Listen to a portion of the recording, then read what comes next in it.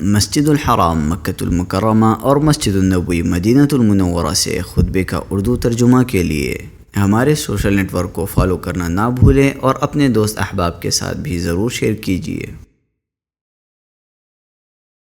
خطبہ جمعہ مسجد الحرام، تاریخ 5 جمادی الثانی 1446 ہجری بمطابق 6 دسمبر 2024 عیسوی۔ موضوع دیانت داری کو تقویت دینے میں اخلاق کا اثر۔ خطیب فضیلت الشیخ یاسر الدوسری حفظہ اللہ، ترجمہ حشر الدین مدنی۔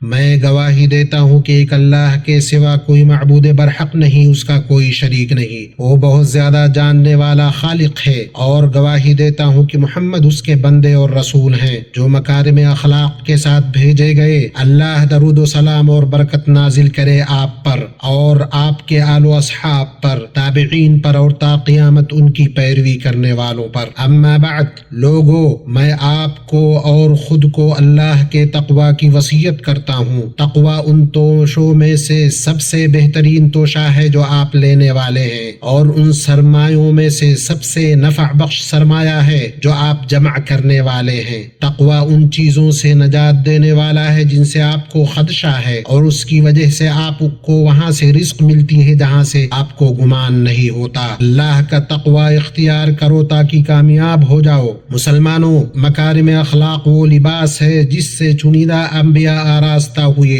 اور وہ چادر ہے جس سے یکسوئی برتنے والے پرہیزگار لوگ مزین ہوئے۔ وہ اسلام کی بنیادوں میں سے ایک بنیاد، ایمان کے قواعد میں سے ایک قاعدہ، اور احسان کے مظاہر میں سے ایک مظہر ہے۔ اس کی بدولت بلند درجات اور شاندار مراتب، سب سے بہتر مخلوق نبی صلی اللہ علیہ وسلم کی صحبت حاصل کی جاتی ہے۔ کتاب و سنت کے نصوص نے فضائل و کمالات پر ابھارا ہے، ان کی رغبت دلائی ہے، رذائل اور گھٹیا چیزوں سے آگاہ کیا اور ڈرایا ہے۔ شریعت آداب و اخلاق کے سب سے نفیس موتیوں کو سموئی ہوئی ہے، جن میں تأدیب و تربیت اور تہذیب و ترقی ہے۔ ان سب کی اصل نبی صلی اللہ علیہ وسلم کا فرمان ہے، میں مکارم اخلاق کی تکمیل کے لیے بھیجا گیا ہوں۔ اللہ نے آپ صلی اللہ علیہ وسلم کو کمال عقل، پختہ رائے، فیصلہ کن کلام سے نوازا، اور نیک اعمال اور کامل اخلاق سے مزین کیا۔ چنانچہ اللہ نے آپ کی تعریف یوں کی،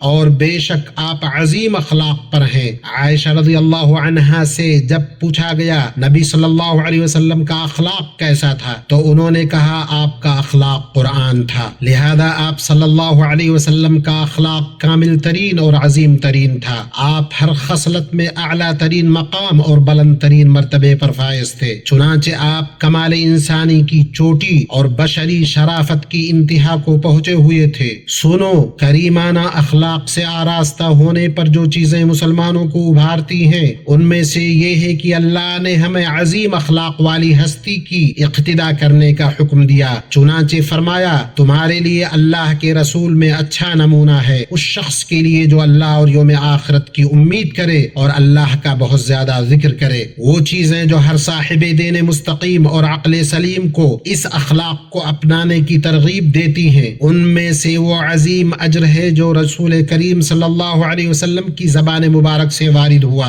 آپ نے فرمایا، بے شک تم میں سب سے بہتر وہ ہیں جو اخلاق میں سب سے اچھے ہیں۔ جابر بن عبداللہ رضی اللہ عنہما سے روایت ہے کہ رسول اللہ صلی اللہ علیہ وسلم نے فرمایا، بے شک تم میں سے میرے نزدیک سب سے زیادہ محبوب اور قیامت کے دن مجھ سے سب سے زیادہ قریب بیٹھنے والے وہ ہوں گے جو اخلاق میں سب سے بہتر ہیں۔ ابو درداء رضی اللہ عنہ سے روایت ہے کہ نبی صلی اللہ علیہ وسلم نے فرمایا، کوئی چیز میزان میں اچھے اخلاق سے زیادہ وزنی نہیں ہوگی۔ اور عائشہ رضی اللہ عنہا سے روایت ہے کہ نبی صلی اللہ علیہ وسلم نے فرمایا، بے شک آدمی اپنے حسن خلق کی بنا پر روزے دار اور تہجد گزار کے درجے کو پا لیتا ہے، اور فرمایا، اچھی ہمسائیگی، صلہ رحمی، حسن اخلاق سے گھر آباد ہوتے ہیں اور عمریں بڑھتی ہیں۔ اے لوگو، حسن اخلاق برکت ہے، بد اخلاقی نحوست ہے۔ سب سے اچھا اخلاق وہ ہے جو صاحب اخلاق کو خوبصورت اور مزین کرے، اور سب سے بدترین اخلاق وہ ہے جو اس کو گندا اور خراب کرے۔ حسن اخلاق محض خندہ پیشانی اور خوشگوار بات میں منحصر نہیں، بلکہ اسلامی شریعت میں ایک وسیع مفہوم رکھتا ہے۔ چنانچہ اس میں سخاوت، تکلیف دینے سے بچنا، اوامر اور فضائل کو انجام دینا اور منہیات و برائیوں سے بچنا شامل ہے۔ اللہ کے بندو، جان لو کہ کچھ اخلاق انسان میں فطری ہوتا ہے، بعض اخلاق کسبی ہوتا ہے، اور لوگ اس میں الگ الگ ہیں۔ اخلاق پوشیدہ جبلتیں ہیں جو خود سے ظاہر ہوتی ہیں اور مجبوری میں انہیں دبایا جاتا ہے۔ پس علم سیکھنے سے حاصل ہوتا ہے اور بردباری اپنانے سے بردباری آتی ہے۔ جو شخص بھلائی کی جستجو کرتا ہے اسے وہ دی جاتی ہے، اور جو برائی سے بچنے کی کوشش کرتا ہے اس سے بچایا جاتا ہے۔ اور کسی کو بھی اچھے اخلاق سے بہتر عطیہ نہیں دیا گیا جو اسے صلاح و تقوی کی رہنمائی کرتا ہے اور فساد و ہلاکت سے روکتا ہے۔ اور جو شخص اپنے رب اعلیٰ کے لیے اخلاص برتتے ہوئے اور نبی مصطفیٰ صلی اللہ علیہ وسلم کی سنت کی پیروی کرتے ہوئے اخلاق سے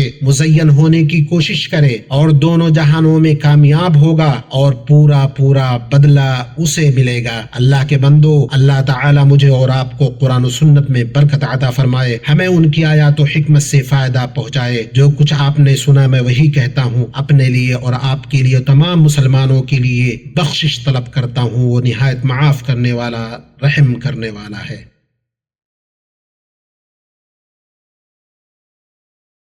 ہر قسم کی تعریف اللہ کے لیے ہے۔ اس نے بندوں کو بھرپور نعمتوں سے نوازا، انہیں خیر و ہدایت کا راستہ دکھلایا، انہیں گمراہی اور بگاڑ کے راستے سے روکا، اور میں گواہی دیتا ہوں کہ ایک اللہ کے سوا کوئی معبود برحق نہیں، اس کا کوئی شریک نہیں، وہ ہم مثل اور ہم سر سے پاک ہے۔ میں گواہی دیتا ہوں کہ محمد اللہ کے بندے، اس کے رسول، اور بندوں میں اس کے چنندہ ہیں۔ درود و سلام اور برکتیں نازل ہوں آپ پر، آپ کے معزز اصحاب پر، تابعین پر، اور جو درست طریقے سے تا قیامت ان کی پیروی کرنے۔ اما بعد، مسلمانوں، اسلام میں اخلاق کا نظریہ عقیدے کی اساس پر قائم ہے، اور یہ ہماگیر منہج ہے۔ استقامت اور توازن، خوبصورتی، پائیداری کے ساتھ جاری رہتا ہے، زمان و مکان کے بدلنے سے نہیں بدلتا، اور مسلمانوں کے تمام چھوٹے بڑے، باریک و جلی تمام احوال کو سموئے ہوئے ہے، اور تقوی کے ہر حکم کا اخلاق قاصد ہے۔ یہ دونوں لازم و ملزوم ہیں، ایک دوسرے سے جدا نہیں ہو سکتے۔ ان دونوں کے بارے میں وصیت بھی یکساں ہے، اسی لیے اللہ کے نبی صلی اللہ علیہ وسلم اپنی وصیتوں میں ان دونوں کو اکٹھے بیان کرتے تھے۔ ابو ذر رضی اللہ عنہ سے مروی ہے کہ نبی صلی اللہ علیہ وسلم نے فرمایا،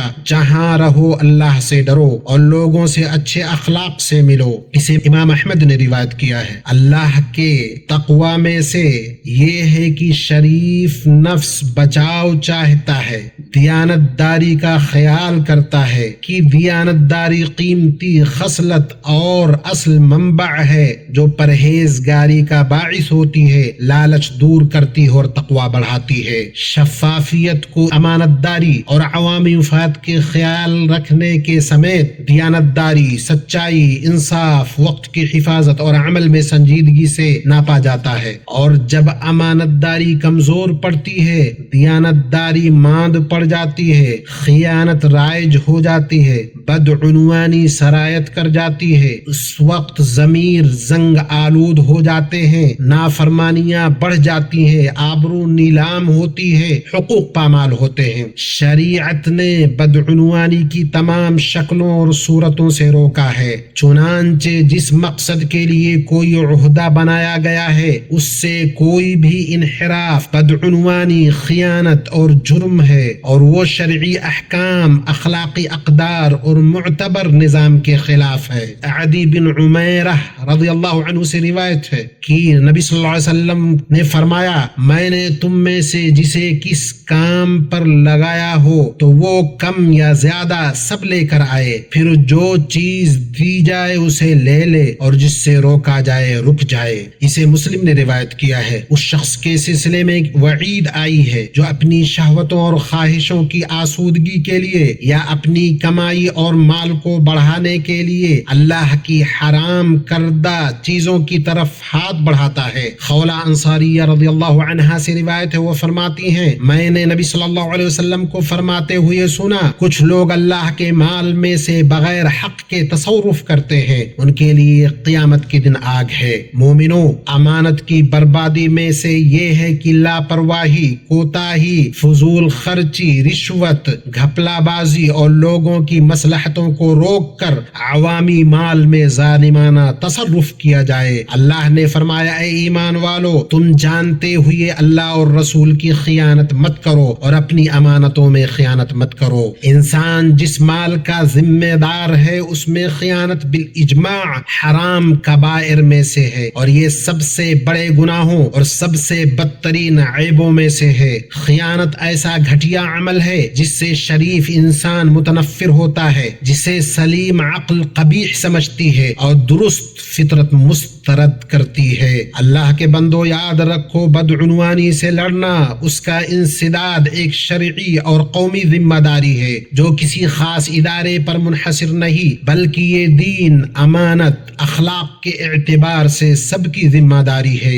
جس میں ہدایت و رہنمائی اور نصیحت و یاد دہانی کے ذریعے معاشرے کے افراد اور متعلقہ اداروں کے درمیان باہمی تعاون لازم ہے۔ اللہ تعالی نے فرمایا زمین میں اس کی اصلاح کے بعد فساد مت کرو اور اللہ سے خوف و امید کے ساتھ دعا کرو، بے شک اللہ کی رحمت نیکوکاروں سے قریب ہے۔ اللہ کے بندو درود و سلام بھیجو ہدیہ میں دی گئی رحمت اور عطا کی گئی نعمت محمد بن عبداللہ پر، جس کا تمہیں اللہ کی کتاب میں حکم دیا گیا ہے۔ اللہ نے فرمایا بے شک اللہ اور اس کے فرشتے نبی پر درود بھیجتے ہیں، اے ایمان والو تم بھی ان پر درود و سلام بھیجو۔ اے اللہ رسول امین محمد پر اور ان کی پاکیزہ آل و اصحاب پر، ان کی بیویوں امہات المؤمنین پر درود و سلام نازل فرما، چاروں خلفائے راشدین اور تمام صحابہ و تابعین سے راضی ہو جا، قیامت تک اچھی طرح سے ان کی پیروی کرنے والوں سے اور ان کے ساتھ ہم سے بھی راضی ہو جا، اپنے عفو و کرم اور احسان سے اے اکرم الاکرمین۔ اے اللہ اسلام اور مسلمانوں کو غلبہ عطا فرما، دین کے قلعہ کی حفاظت فرما، اس ملک کو اور مسلمانوں کے سبھی ملکوں کو امن و امان اور خوشحالی عطا کر اے رب العالمین۔ اے اللہ ہمارے پیشوا اور حکمران خادم حرمین شریفین کو اور ان کے ولی عہد کو ہر اس چیز کی توفیق دے جو تجھے پسند ہو اور جس سے تو راضی ہو، انہیں اور ان کے مددگاروں کو ہر اس چیز کی توفیق دے جس میں لوگوں اور ملکوں کی بھلائی اور اسلام اور مسلمانوں کا غلبہ و اقتدار ہو۔ اے اللہ سرحدوں پر مامور ہمارے فوجیوں کی حفاظت اور مدد فرما، ان کا معاون و مددگار اور حامی و ناصر بن جا۔ اے اللہ غم زدوں کا غم دور فرما، مصیبت زدوں کی مصیبت ٹال دے، قرض داروں کے قرض ادا کر دے، ہمارے اور مسلمانوں کے مریضوں کو شفا یاب کر، ہمارے اور مسلمانوں کے فوت شدگان پر رحم فرما۔ اے اللہ فلسطین میں اور ہر جگہ کمزور مسلمانوں کی مدد فرما، ان کو ہر غم سے نجات دے، ہر تنگی سے نکلنے کا راستہ عطا فرما، ان کے لیے قریبی مدد اور کشادگی کی دعا ہم کرتے ہیں۔ اے اللہ ہم نے تجھ سے جو کچھ بھلائی مانگی تو ہمیں عطا کر، اور جو بھلائی ہم نے نہیں مانگی وہ بھی عطا فرما، اور دنیا و آخرت کی بھلائی کی جن چیزوں کو مانگنے سے ہمارا علم قاصر ہے انہیں ہمیں عطا کر دے۔ اللہ کے بندو بے شک اللہ عدل و احسان کا اور قریبی رشتہ داروں کو دینے کا حکم دیتا ہے، اور بے حیائی اور ناپسندیدہ اور سرکشی کے کاموں سے روکتا ہے۔ وہ تمہیں نصیحت کرتا ہے تاکہ تم نصیحت کرو۔ یاد رکھو یقیناً اللہ کا ذکر سب سے بڑا ہے۔